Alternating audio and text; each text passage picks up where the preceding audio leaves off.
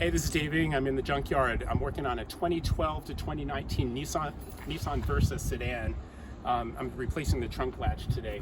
I'm going to show you how to remove it. So this is the non-powered version of the latch, but the job is the same for both the powered and non-powered version of the latch. You see it sitting on the trunk lid here, just two 10mm bolts. But the first thing that I do is I release this emergency release cable, and you'll go and reinstall that when you go to install the latch. The electrical plug, it's going to be a 2 or 3 pin connector. The 2-pin connector on the manual latch, 3-pin connector on the powered latch, two 10mm bolts.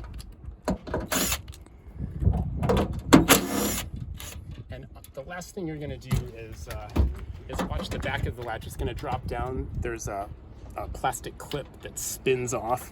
You just push on it, and that connects it to there's a metal bar that goes through the trunk and connects it to the back of the lock cylinder. So that's the latch. So I'm back in the office. I have the manual version here for a close-up, and you'll see that it has a 2-pin connector there, as well as the powered version.